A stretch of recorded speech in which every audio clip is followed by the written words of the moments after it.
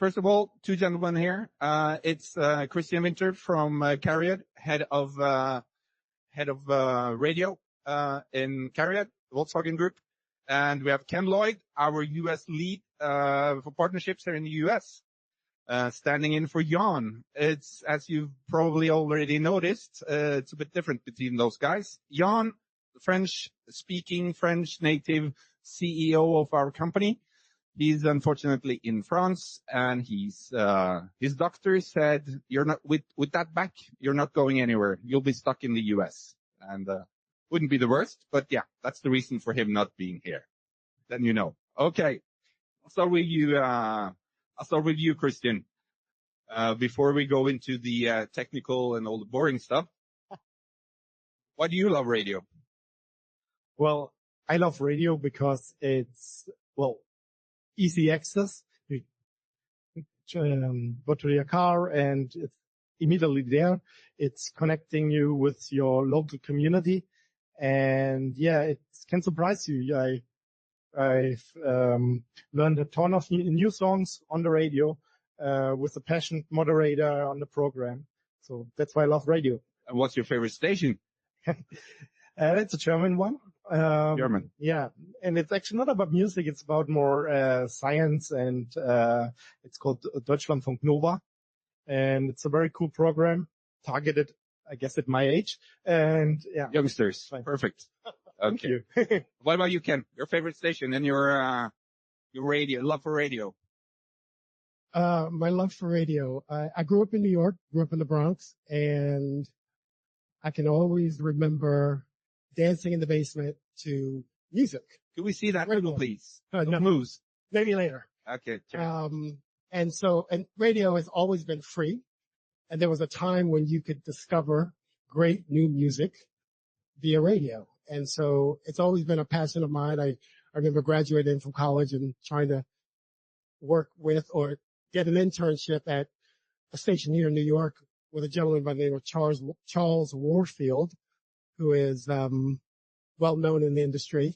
That didn't happen. Then I went into music, Sony Music. But anyway, radio has always been a part of my life. And my favorite station, well, now that I'm older, I start the day by listening to NPR, WNYC.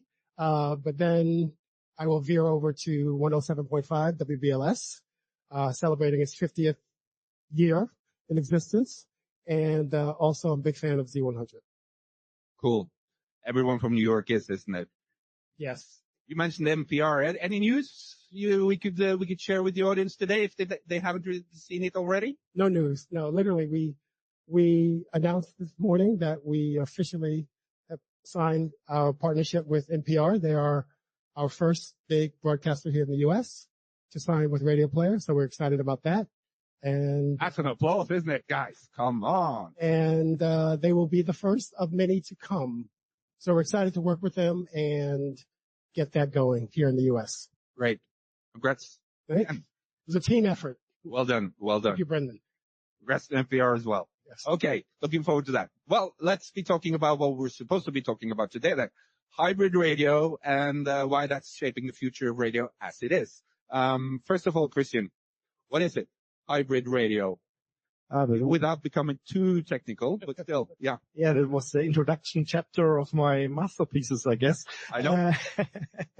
Hybrid radio is the combination of the broadcast radio like FM, HD radio, DAB in Europe, and the internet connection. And you combine it to enhance the user experience in the dashboard, but could also be a kitchen radio. But in our case, it's the dashboard of our cars from Volkswagen Group, like Audis and Porsche. Right. And the point is if you, for instance, go out of coverage with your DAB, FM or whatever, or HD, and the internet is there to kind of take over the signal, the listener doesn't notice anything, does he? Yeah, that's called seamless linking. So back in 2018, we released the first Audi car with hybrid radio and seamless linking.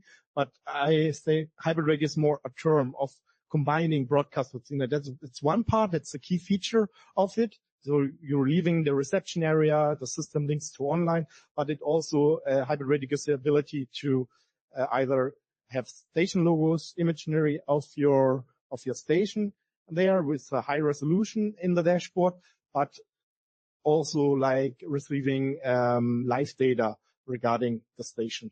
So it's more a combination of many features you can find. Thank you for clarifying for us. Christian? Ken? Okay. How is hybrid radio changing the way the audience is listening to radio? What benefits are we talking about? Look, radio is what, 100 years old? There have not been too many advances in the experience of radio. And so hybrid radio enhances terrestrial radio. It makes the experience better from a visual perspective and from a user perspective. Again, driving out of range, you can still stay engaged with the station of your choice. That clearly benefits the listener. It clearly benefits the broadcaster as they, struggle to keep and maintain that engagement with the listening audience. So I just think all around it's great for the forward progress that's needed for radio, and it's great for broadcasters and as well as OEMs. And we'll dive into the benefits of metadata and all the possibilities it gives afterwards. Right. But from your point of view at CARIAD and the Volkswagen Group, Christian, how are the connected car technology changing in the in-car experience for you? What do drivers expect tomorrow from the car? What do they want? What do they need? I wouldn't say tomorrow, I would say today. Actually, the connected car is there for almost 10 years, at least in the premium segment. And yeah, radio is 100 years old and it's always in there in the car. And it always had competition, but the competition was always more complex, like CD and music cassettes and all that. Now in the connected car, in the early days, it was also difficult to get the internet connection to, get something else than radio in. You need to do a lot of steps. Nowadays, it's getting easier. The cars have app stores. You can download, for example, your Spotify, but also your Radioplayer app, for example, or your iHeartRadio app, and so on. So it's getting the access to other content than radio. It's getting easier. And if you don't make the radio as attractive as the other content, then it's a big challenge for radio. That's why, we're using hybrid radio to keep radio strong in the car. You mentioned premium brands, and you said it's already there. It's in premium brands, but not everybody drives a premium brand. So how far are we actually away from seeing the penetration the way that the industry kind of needs it to be before you take it really, really serious? Well, I would say, at the moment in the Volkswagen Group, it's the Audi and Porsche brands.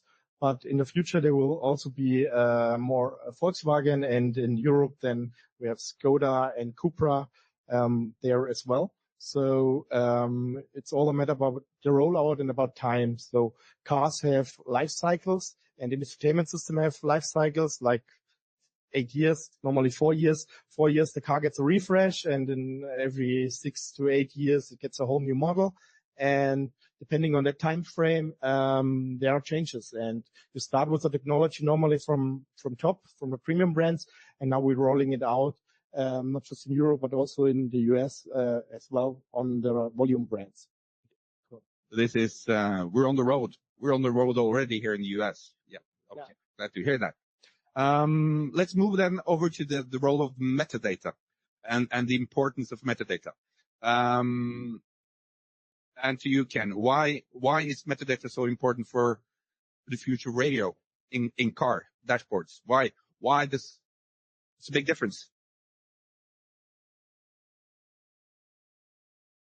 Every industry is going to survive on data. When you think about the car experience today, the word screenification comes to mind. So in a car, there are many screens, and the question is, how will radio best present itself in this new environment? And metadata is going to must power that experience, from a graphic perspective to visuals, and Like, artist images, album track images, etc. I think we know that radio remains here in the U.S. the number one listening audio experience in the car. I think last numbers were 86%. And so as an industry, we have to ensure that that remains. And we have to ensure that radio remains competitive with the big tech players, Spotify, Apple Music, etc. And the way to do that is through hybrid radio. One, to ensure that there's a button for easy access and that the experience of radio is on par with the likes of Spotify, etc. And the way to do that is through metadata. So it is critically important to have metadata. And at this point, it's low hanging. We really need quality metadata. And so that's a challenge to all in the industry. We really have to sort of step up our game in terms of getting better metadata. in your mind, aren't broadcasters there yet? It's a good question. I think some are. I think some aren't. And I think there are a number of reasons why they're not. I mean, resources, et cetera, prioritization. But I think the reality is the industry, I think, is beginning to understand the importance of metadata, and wanting to ensure that their stations, the industry, again, is competitive in the connected car. Right? We want to make certain that Generation Z, Generation Alpha, who may not even be using radio, but if they are introduced to radio, having grown up digitally native and using Spotify, that the experience of radio is on par. And we have to make certain that that happens through the use and leveraging of metadata. And this sounds more and more like a challenge for radio, more than challenge for each station. It's a standing together stuff. Standing together, collaborating and figuring out how to best do that. Again, there are 15,000 radio stations in the United States. Some are more advanced with resources to deliver quality metadata. Others are not. And so it's figuring out how to meet the needs of those who can't. But we have to do it, right? As an industry. Right. And from your point of view, Christian, high quality metadata, is that what I said to begin with? Is that what's going to keep and make sure that radio doesn't lose its cool? Yes, I think so. So this is what we experienced already in the last couple of years. We, as the Volkswagen Group or Audi and Porsche, we're already using data from Radioplayer since 2018. It's high quality metadata. It's basically available in every country in Europe. And with that, the last 10 years, the screen sizes, the resolutions get higher, and we are able to show the correct content there, to make it more on par with the other apps on it, and also more interactive. And you said it, Ken, collaboration together, dealing with metadata, dealing with hybrid radio, dealing with making sure that radios keeps its prominence in the car. How should the industry collaborate, and why? How they should collaborate, that's a tough question. Maybe come back to that one, but fundamentally, we need to, all right? In conversations with OEMs it's been a unique relationship with radio broadcasters over the 100 years, but to OEMs, radio, generally speaking, is a cost. And so if they can, get rid of radio, perhaps they would, but obviously consumers still demand radio and want radio. But OEMs are saying that experience needs to be better. So how do we work together to improve and maintain that experience? And I think that's where Radioplayer shines. We for radio, by radio. We ensure that when we're working with OEMs, we have a seat at the table, ensuring that there is a radio button as they evolve the infotainment system. But, one of their requirements is, again, the need for quality metadata, which includes now playing information. And so radio broadcasters, as they are designing their own apps and their websites, that information is generally available, and it needs to just be leveraged for the experience in the car. I mean, it's just critical. Again, it's sort of becoming table stakes. And so we have to figure out how to get that quality metadata, particularly now playing for that experience in the car, which OEMs are demanding. For the automotive industry, collaboration, what's your experience so far, and why, and how do you want to, and how do you need to work with the radio industry? Yeah, for us, it's, a one-to-many relationship. So there's so many broadcasters in the world, different standards and so on. So it's hard and we want a user interface with works everywhere. That's why, we collaborate with, for example, you guys, but also with standardization like radio DNS on it to make it better, because then for us it means we can reduce the developing costs, but also the runtime costs when the system is out at the customer. But it also can assure us quality. That's what we're doing now regarding collaboration. There's also developing new technologies. So I don't see that station logos and live metadata is the end. There is still a lot of opportunity. For example, if you like a song, add it to Spotify. So we introduced this feature as well. So if you have the correct metadata, you can radio and streaming services can work together, both. There's a lot of things going on. In Europe, we have in major cities of Europe, you have way more 100 stations in the market. So it's hard to find the correct station if you are new to the market, for example. So recommendation is something we're talking to the industry about. How can we do that? But for us, it's always important. We need approaches which not work on only one market. We need global solutions for it. And that's why we're partnering with the industry. If you were to kind of look forward, how will hybrid radio change the way, if you can speak about the automotive industry as a whole, how can hybrid radio be the solution for a total automotive industry? That's a tricky question. I know. Actually. To be realistic, I think radio has the highest listening in the car. There's more competition, but I still think that the majority will be radio, but only if you have a hybrid radio solution in the car for the whole industry. And as the cars getting more online and so on, it's also getting easier to implement hybrid radio. And so that, I think, would the way to go.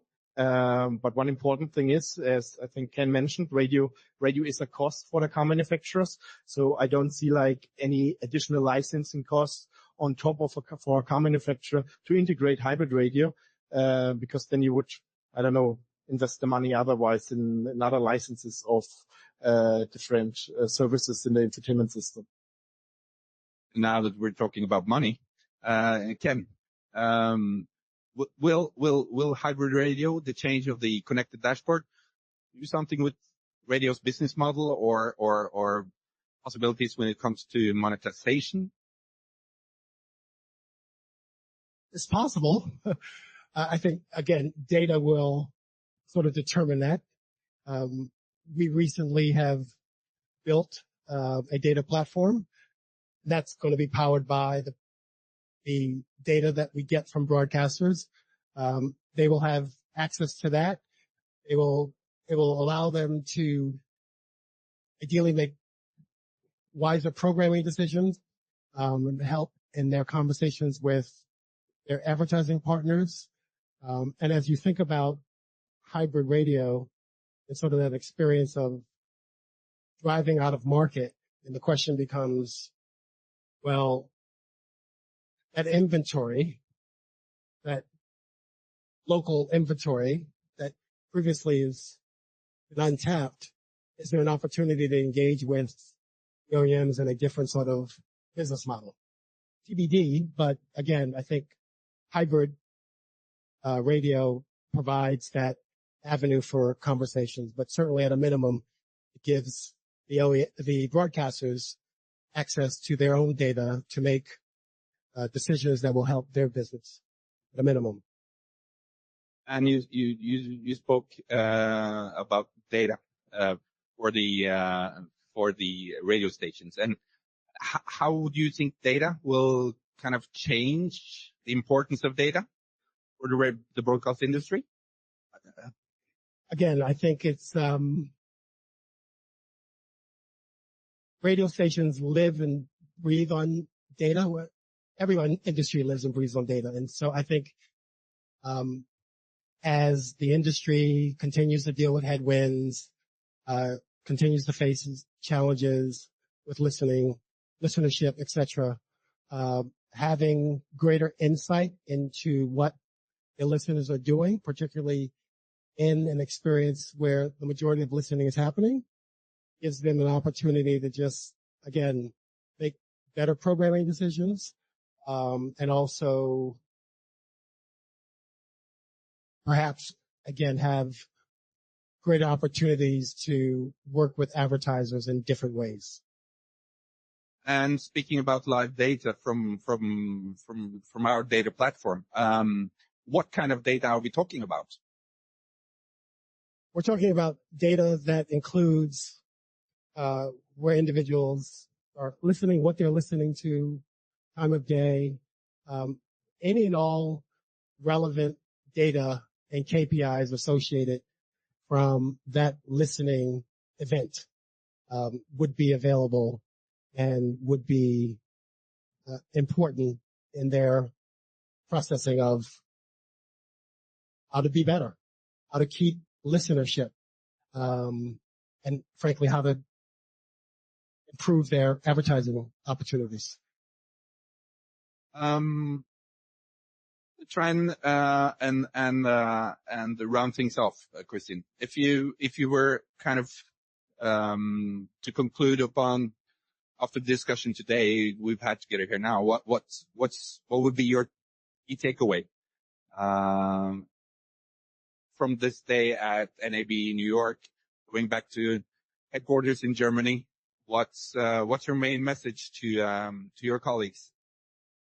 Yeah, that radio is still strong, that there's still a lot of potential to innovate, and also to keep in mind that the importance of the easiness radio brings and the easy access to it, and stable functionality actually. That's something I think is important for the people, and that was what I've learned today in other talks as well. That would be my key takeaway. For you, Ken, passing the bridge over to New Jersey, Rome. Look, I think we're all here because we love radio. Radio, right? I love it. We all love it. The opportunity for us it's here. Hybrid radio is real. It's a real opportunity for broadcasters. It's a real opportunity for OEMs. And so we just need to seize that moment, and again, collaborate and figure out how to best do that. But, if we want radio to maintain its position in the car, to evolve, from an experience perspective, we have to do this. We have to ensure that it remains competitive with likes of Spotify and Apple Music, and that the next generations coming embrace radio and love radio just like we do. And that, the foundation will be hybrid radio and metadata supporting that. So it's an opportunity. I think we just have to, I know it's always been a collaboration is tough within this industry, but for the benefit of what we all love, we've got to figure out a way. We can't squander the moment. We've got to do it. So, sounds like the conclusion is that there's a moment now. We've been doing this for 100 years. And if we want to do this for 100 more, we need to act now and make sure that quality metadata is delivered to all cars throughout the whole planet, actually. Correct. Global opportunity. OEMs are global. Some are based, obviously, in the U.S. Others are based in Europe. But they are all clamoring for a better user experience as it relates to radio. And we have to remain at that table, ensuring that radio is still relevant, still a passion for those who drive and want to buy a car. And we can do it. But, we just have to do it. Sounds like everyone should go home and dig out some high-quality metadata and bring it all over to us so we can get it further into connected cars throughout the States, the future. Agreed. I would say that. Agreed, Christian? Yes. It's already there, but more stations on board will. More stations, more stations, and more stations. More stations.